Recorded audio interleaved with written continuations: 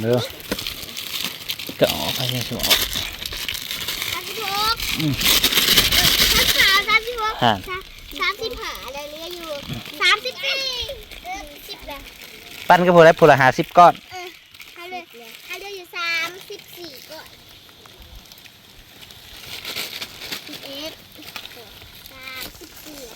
แล้วทิ่มเสือเฮ็ดเข้าไปนี่เข้าไปโยนเข้าไปโลดตกออกมาแล้วโยนเขาโลดมันจังบ่ได้ยากลำดึงออกนะเฮ็ดแห้งนะเห็นว่ามันคายเฮ็ดแห้ง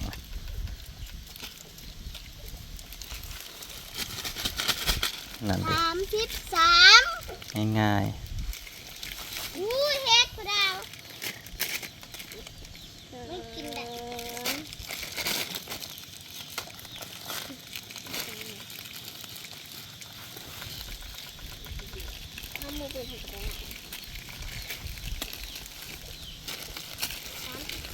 หน่อไม้จะได้กินพุ่นแล้วบ่นะได้กินฝุ่นได้กินยังมื้ออื่นว่าสิเก็บอีกแล้วหน่อไม้นี่พี่น้องเอ้ยเริ่มยาวอีกแล้วผู้ใด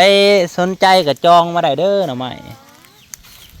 มื้ออื่นถ้าบ่ได้เก็บมื้ออื่นก็มื้ออื่นแหละจองมาได้หน่อไม้มีพอได้อันนั้นอยู่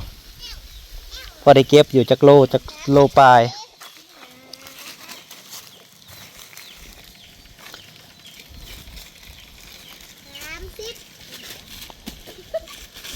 ไก่เนี่ยมันเขี่ยเบิดนะ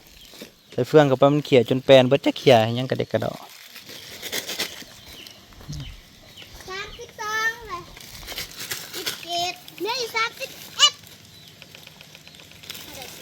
เอาออกแล้วคนบล็อกขึ้นมาตั้งมาให้พอเราอยู่เทิงเดี๋ยวเลยจะคนไปวัดบล็อกกระเด็กเตอห้องนี่แน่เก็บ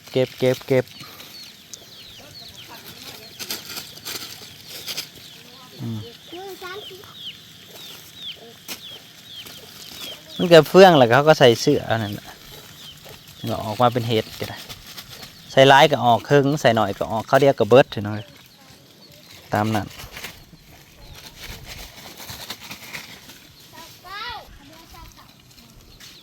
จุ่มนี้ก็สิพอเก็บเลย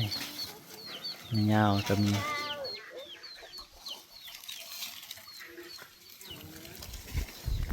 ก้อนนี้จะออกหน่ออย่างนั้นมันมีโดยดินทมนี่จะออกพ่นขึ้นมาเลยตอนนั้นแหละสิแล้วหรือบ่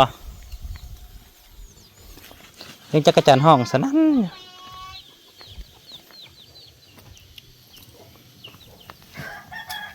เสียงจักรจันทร์ห้องมาแล้วทางนั้นพี่น้องเริ่มจะได้ไปหาที่จักรจันทร์แล้วเริ่มเลยพี่น้องเอ้ยดูจักรจันทร์เริ่มมาแล้วรอบแรกกับชิมาปิดดักมูไปไหวพี่น้องปิดไปไหวซะมันยากเลยมันใหญ่มันเน่า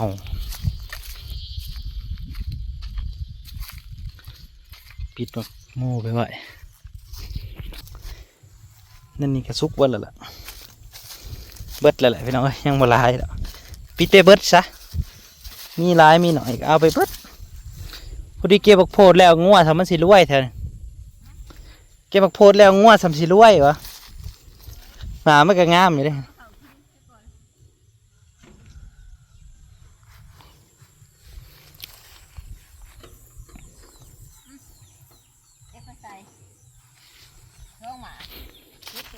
ปิดแล้ว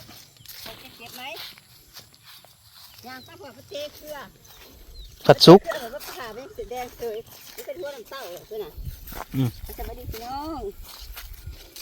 ง่ายเจ้านี่พดหอดเลย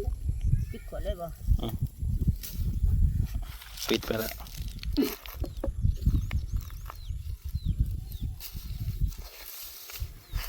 จักลูกนี่รอก2 โลปลาย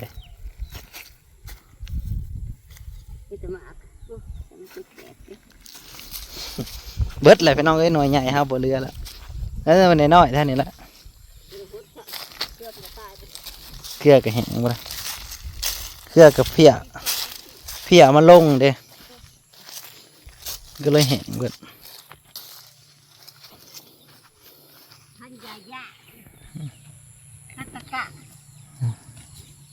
เบิดพี่น้องคันได้แต่ละหมากทำน้ำทำแม่อุ้มนะโอ้ยตาสะอ่อนบดกมันเป็นน้ำลังแหละนะเอาไหนนอนนี่เอาไหนนี่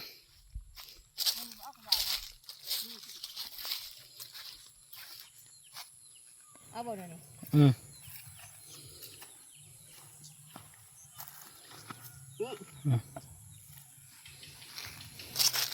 ถ้าคุณพ่นพาเหรอ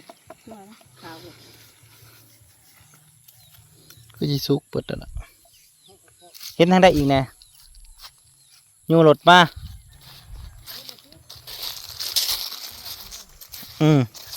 มาเลาะเพิ่นก่อน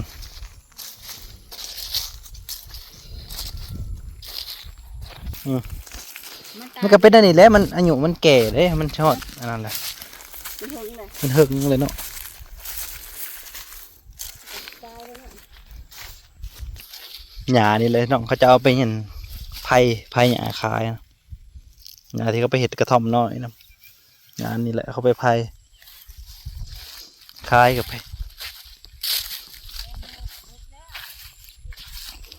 ปิดฤดูกาลหมักแตงโมตัวเบิดสุกปุสุกหน่อยนี่ปิดแล้วหรอ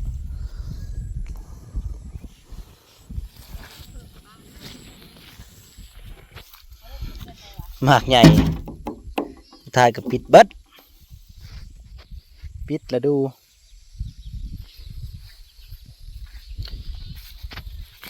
หมากพวกนั้น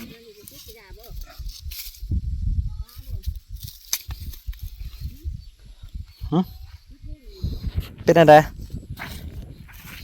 มือเป็นอะไรเป็นอะไรมือมันตัดเอาไปมันแห้งกว่าแห้งมือมันนะ เนาะแล้วก็นั่งทิ้ง มันแห้งเรียบร้อย ไม่ได้กอกๆเลย สุกเปิดแล้ว พอดี หมดจบเอาขึ้นไปไหวแล้ว เบิด เบิดละ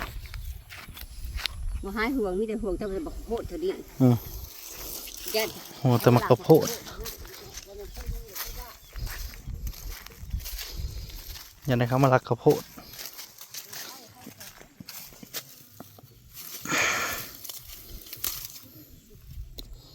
วันนี้ก็สุกสิถูกเพยเบิ่งสุกบ่สุกนะน้อยหน่อยใหญ่สุกเปิดถูกบังมูลองเบิ่งน้องมูหน่อยๆนะจนหนาวเลยสุกแห้งอะสุกแห้งจนหนาวโอ้ยกินแล้วแหละหนาวเรียบร้อยสุกเกิน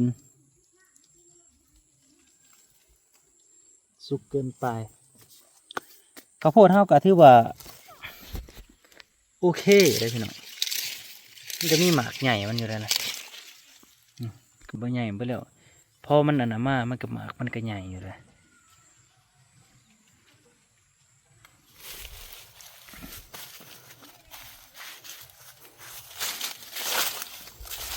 ใหญ่อยู่อ๋อตัวยาวดิมันดันมอเทิงไปมันดันเกินมันอันนั้นเกินนั่นเองพี่น้องเขาใส่ปุ๋ยมันใส่ปุ๋ยเร่งมาก็หลบมันดันขึ้นมาจะว่าเต็มเหมือนว่าเลยเร่งปุ๋ยไปแห่งกันยาวกันว่าพี่จังสิเต็มคักดันขึ้นมาจนว่าวิทย์อันนี้กันมาเร่งเงินปุ๋ยหมากมันให้สารอาหารมันหัวดันขึ้นยาวขึ้นเลย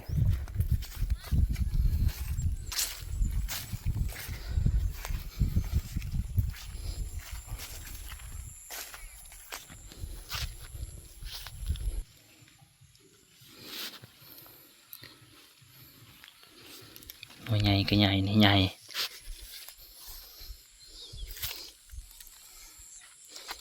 รอบนี้ที่ว่าร้ายเติบเลยน้องเอ้ยกระสิเบิดก็บอกมันง่ายๆได้อนี่นะที่ว่าร้ายฟักเติบมาปลูกกันลาย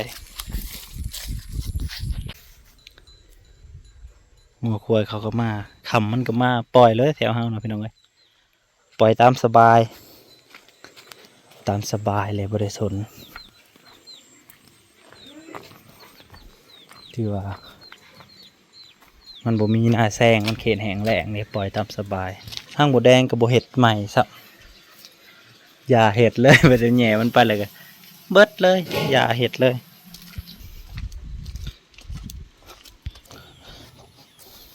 ต้นกล้วยที่เอามาปลูกแต่กล้วยนี่เป็นกล้วยยาวๆได้ไหมเนาะกล้วยสุกเขียวน่ะถ้าก็สิเกิดลูกใหม่แล้วก็มีต้นใหญ่ตายปลูก3ต้นยังเด้อต้นไหนก็ยังสกวยน้ำไปใส่ตัวนั้นมันอาศัยแบบว่ามันหมักน้ำแห้งเนี่ยพอได้กินน้ำแล้วมันใหญ่ไวต้นกล้วยผมหวังสุดท้ายเหรอว่าจะกินกล้วยสุกเขียวก็เลยไปเอาน้ำยายน้องหลีมาปลูกได้ปลูกแต่นะยามฝนปีที่แล้วนี่มี2ต้นนี่แหละปลูกไว้ต้นมะฮุงก็จะกินหลอดบ่หลอดแล้วยามฝนมาปลูกไว้กินเองคันได้กินนี่คือจิโอ้ภูมิใจขนาดได้ไปปลูกกล้วยสุกเขียว